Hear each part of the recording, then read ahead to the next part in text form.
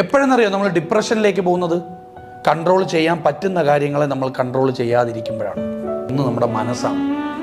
നമ്മൾ കൺട്രോൾ ചെയ്യാൻ പറ്റും, പക്ഷേ നമ്മൾ അതിനെ കൺട്രോൾ ചെയ്യാൻ ശ്രമിക്കാറില്ല. മറ്റുള്ളവരുടെ മനസ്സിനെയൊക്കെ നിയന്ത്രിക്കാൻ നമ്മളിങ്ങനെ ശ്രമിക്കും, മറ്റുള്ളവരുടെ ചിന്തകളെയും നമ്മൾ നിയന്ത്രിക്കാൻ ശ്രമിക്കും. എന്നാൽ എൻ്റെ മനസ്സും എൻ്റെ ചിന്തകളും എൻ്റെ വാക്കും എൻ്റെ പ്രവൃത്തിയും ഇത്രയും, ഈ 4 കാര്യം എനിക്ക് കൺട്രോൾ ചെയ്യാൻ പറ്റും. ഇത് 4 ഞാൻ കൺട്രോൾ ചെയ്യാത്തടത്താണ് നമ്മൾ ഡിപ്രഷനിലേക്ക് പോകുന്നത്.